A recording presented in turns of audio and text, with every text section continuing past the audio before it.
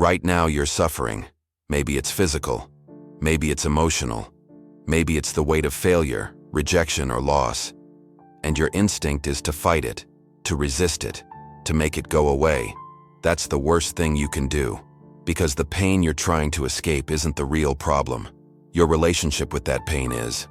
Most people spend their entire lives at war with discomfort. They run from it, they numb it, they let it consume them. And in doing so, they hand over complete control of their mental state to circumstances they cannot change. They become slaves to sensation, prisoners of feeling. Marcus Aurelius ruled the Roman Empire during plague, war, and personal tragedy. He lost children. He faced betrayal. He endured physical agony from chronic illness. And yet he wrote, "You have power over your mind, not outside events. Realize this, and you will find strength." He discovered what most never will. Pain is inevitable. Suffering is optional. The difference between the two is detachment, not apathy, not suppression. Detachment. The ability to observe pain without becoming it, to feel it without being destroyed by it, to acknowledge it without surrendering to it. This video will teach you the Stoic method of separating yourself from pain, not to eliminate it, but to strip it of its power over you. You'll learn how to create distance between stimulus and response, how to observe suffering without identification, and how to use pain as information rather than identity. Watch closely, because what you're about to learn is the difference between being controlled by pain and controlling your response to it. And that difference is everything. You weren't born afraid of pain. You were taught to be. By a culture that promised you comfort. By a society that sold you the lie that happiness means the absence of discomfort. By systems that convinced you that feeling bad means something is wrong. So you developed a relationship with pain based on avoidance. You learned to see it as the enemy, as something abnormal, as a signal that you're broken, damaged, or failing. That relationship is the source of your suffering. Not the pain itself, but your desperate need for it not to exist. Marcus Aurelius understood this deeply. He wrote, "If you are distressed by anything external, the pain is not due to the thing itself, but to your estimate of it, and this you have the power to revoke at any moment." Read that again. The pain is not due to the thing itself. It's due to your interpretation of it, your resistance to it, your belief that it shouldn't be happening. Pain is a sensation. Suffering is what happens when you fight that sensation. When you tell yourself this is unbearable, or I can't handle this, or this needs to stop now. Those thoughts transform discomfort into agony. Your transformation begins with a radical acceptance. Pain is part of existence, not a bug, a feature, not punishment, experience, not evidence of failure, evidence of being alive. The moment you stop demanding that life be painless, you stop suffering unnecessarily. You still feel pain, but you no longer add layers of mental torture on top of it. Here's your first principle. Create space between you and the sensation. This is the foundation of Stoic detachment. Most people make no distinction between themselves and what they feel. They say, "I am anxious," instead of "I am experiencing anxiety." "I am depressed," instead of "I am experiencing depression." "I am in pain," instead of "I am experiencing pain." This linguistic collapse is not semantic, it's psychological. When you identify with the sensation, you become it. You lose all perspective. You lose all agency. You believe you are the pain, and therefore you're helpless to do anything but be consumed by it. Marcus Aurelius practiced a different approach. He observed his experiences as separate from his essential self. You are not your body. You are not your mind. You are the observer of both. This creates crucial distance. The pain is happening, but it's happening to the body or the mind, not to the core of who you are. You practice this now. When pain strikes, you don't say, "I am in pain." You say, "There is pain occurring in this body." When anxiety rises, you don't say, "I am anxious." You say, "Anxiety is present in this mind." This isn't denial, it's precision. You're acknowledging the reality while refusing to collapse into it. You're creating the space necessary for choice. Because once you realize you are not the pain, You realize you can observe it without being destroyed by it. That observation is power. Step 2. Reduce pain to its physical components. Here's what Marcus Aurelius taught. Most suffering is the story you tell about the sensation, not the sensation itself. When you experience physical pain, your mind immediately launches into narrative. This is terrible. This might get worse. This could be something serious. I can't take this much longer. Why is this happening to me? That narrative amplifies everything. It takes a localized sensation and turns it into a catastrophe. The Stoic method is to strip away the story and reduce pain to pure observation. You ask, what exactly am I feeling? Where precisely is it located? What is the actual sensation? Is it sharp or dull? Constant or pulsing? Hot or cold? By describing the pain in purely physical terms, you remove the emotional charge. You're no longer suffering from unbearable agony. You're experiencing a sharp pulsing sensation in the lower right abdomen, intensity 7 out of 10, localized to an area approximately 3 inches in diameter. Notice the difference. The second description is manageable, observable. The first is overwhelming because it's laden with interpretation. Marcus Aurelius wrote, "Take away the complaint, I have been harmed, and the harm is taken away." When you remove the narrative of harm, what remains is just sensation. And sensation, observed without story, is surprisingly bearable. You still feel it, but you're no longer drowning in it. Step 3. Set a mental boundary for the pain. This is one of Marcus Aurelius's most powerful techniques. He wrote, "Confine yourself to the present moment."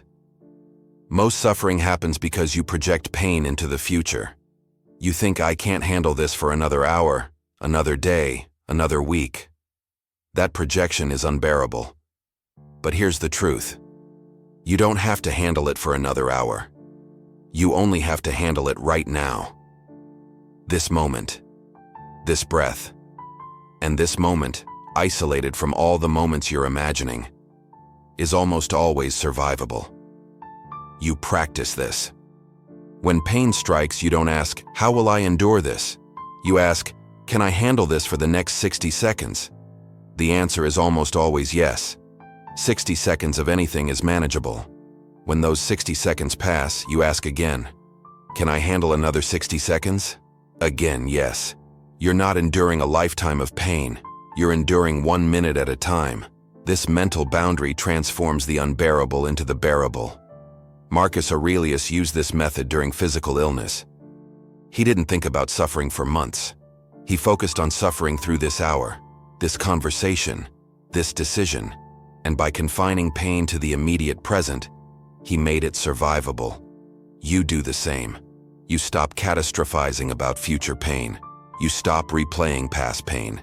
You anchor entirely in now, and now is always manageable. Step 4. Reframe pain as information, not punishment. Your mind has been trained to interpret pain as evidence that something is wrong with you, that you've failed, that you're being punished, that you deserve to suffer. This interpretation is toxic. It transforms neutral sensation into emotional torture. Marcus Aurelius saw pain differently. Everything that happens, happens as it should. Not because the universe is fair, but because it's indifferent. Pain isn't personal. It's not targeting you specifically. It's just part of the mechanics of existence. Bodies break down. Minds experience distress. Circumstances create discomfort. None of it means anything about your worth. When you detach from the narrative of punishment, you can see pain for what it actually is. Information. Your body telling you something needs attention. Your mind signaling that something needs to change. Your emotions indicating that you value something deeply. Pain as information is useful. Pain as punishment is devastating. You ask different questions. Not, why is this happening to me? But what is this telling me? Not, what did I do to deserve this? But what does this reveal about what needs to change? This reframe doesn't eliminate pain, but it eliminates the shame, the self-blame, and the sense of cosmic injustice that make pain unbearable. You're no longer a victim being punished, you're an observer receiving data. Step 5. Use pain to practice control over what you can control. This is the core Stoic principle. You cannot control whether pain occurs, but you can control how you respond to it. And that response is where your power lives. Marcus Aurelius wrote, "The things you think about determine the quality of your mind. When pain strikes, you have a choice. You can let your mind spiral into catastrophe, victimhood, and despair, or you can direct it toward acceptance, observation, and adaptation." Most people don't realize they have this choice. They believe their thoughts are automatic responses to circumstances. They're not. They're choices. Difficult choices, especially when you're in pain. But choices nonetheless. You practice this. When pain arrives, you don't let your mind run wild. You direct it. You choose what to think about. You can think about the injustice of pain, or you can think about your breathing. You can think about how much you hate this, or you can think about what you'll do when it passes. You can think about how weak you are for feeling this, or you can think about the fact that feeling it means you're still here, still alive, still capable of sensation. This is not positive thinking. This is strategic thinking. You're using pain as an opportunity to practice the most important skill a human can develop, the ability to choose your mental state regardless of external circumstances. Every moment of pain is training, not for endurance, for sovereignty. Step 6. Remember that pain is temporary, but your response becomes permanent. Here's what most people miss. The pain you're experiencing right now will pass. It always does. Physical pain fades. Emotional pain dulls.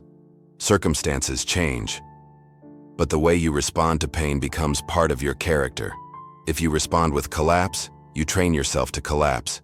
If you respond with panic, you train yourself to panic.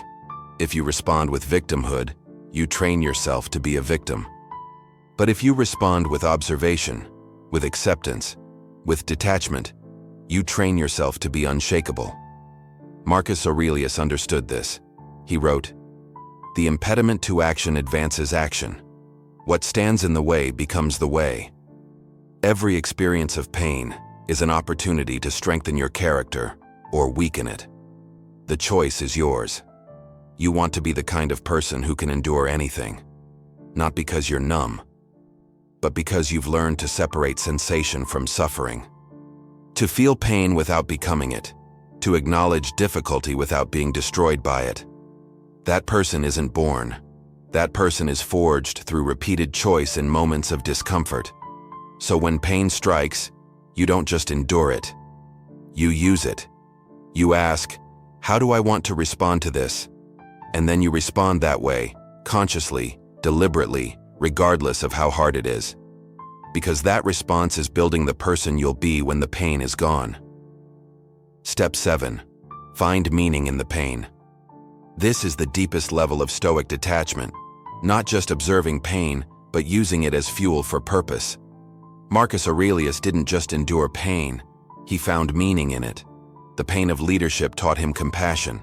The pain of loss taught him the value of what remains. The pain of illness taught him not to waste the time he had. He wrote, "What doesn't transmit light creates its own darkness." Pain can destroy you, or it can illuminate what matters. The choice is yours. When you're suffering, you ask, what is this teaching me? What is this revealing about what I value? How is this making me stronger, wiser, or more compassionate? These aren't naive questions. They're surgical questions. They extract meaning from suffering, and meaning transforms everything. Pain with purpose is bearable. Pain without purpose is torture. You find the purpose. You decide what this pain is for. Maybe it's teaching you patience. Maybe it's showing you what needs to change in your life. Maybe it's reminding you that you're human, vulnerable, alive. Maybe it's building your capacity to help others who suffer. The meaning doesn't have to be profound, it just has to be real. And when you find it, the pain doesn't disappear, but it stops being meaningless. And that makes all the difference. Step 8. Practice detachment before pain strikes. Here's the final principle. You don't learn to detach in the moment of crisis. You learn before the crisis arrives. Marcus Aurelius didn't wait until plague struck Rome to develop his philosophy. He practiced daily. He wrote. He meditated. He rehearsed responses to hypothetical suffering. So when real suffering arrived, he had trained responses ready.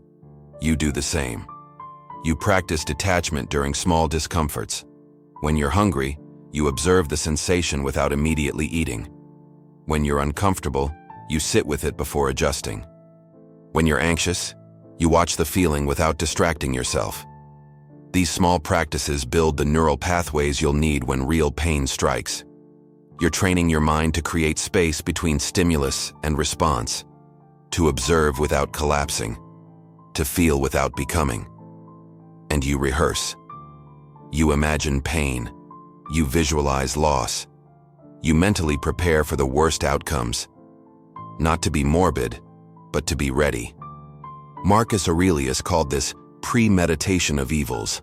Modern psychology calls it mental rehearsal. Whatever you call it, it works.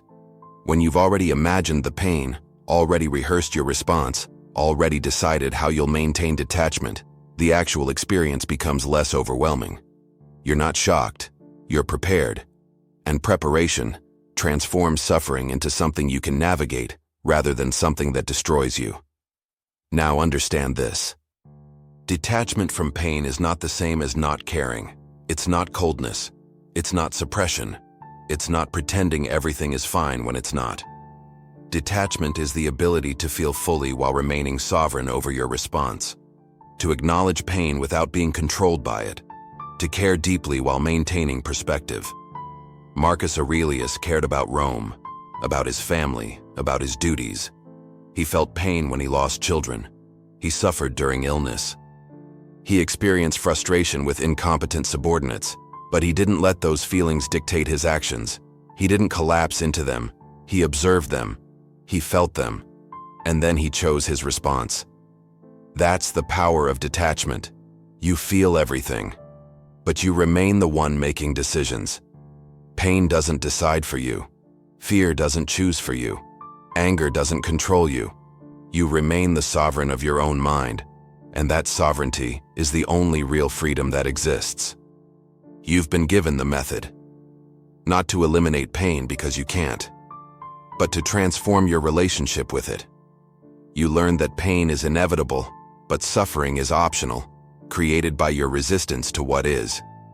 You learn to create space between yourself and sensation, refusing to collapse into identification with pain. You learn to strip away narrative and reduce pain to pure physical observation. You learn to confine pain to the present moment rather than projecting it into an unbearable future. You learn to reframe pain as information rather than punishment. You learn to use pain as practice for controlling what you can control. You learn that your response to pain becomes your character. You learn to extract meaning from suffering, and you learn to practice detachment before crisis strikes. This is Marcus Aurelius's method. Not theory, not philosophy. Practice. Daily, deliberate, ruthless practice. He didn't write his meditations for publication. He wrote them as reminders to himself. Instructions for maintaining detachment when everything in his world was falling apart. And they worked. Not because they made the pain go away, but because they made him stronger than the pain. You have the same capacity, the same power, the same choice. Pain will strike. It always does. But whether it destroys you or strengthens you is entirely up to how you meet it. So no, this wasn't about avoiding pain or pretending it doesn't hurt. This was about becoming the kind of person who can feel pain without being consumed by it, who can suffer without losing sovereignty, who can endure anything because they've learned that endurance isn't about strength, it's about detachment. Marcus Aurelius said it perfectly. You have power over your mind, not outside events. Realize this, and you will find strength. Like this video if you're ready to stop being controlled by pain. Subscribe if you're ready to practice detachment as a daily discipline. Because this isn't therapy. This is training. And you just became your own instructor.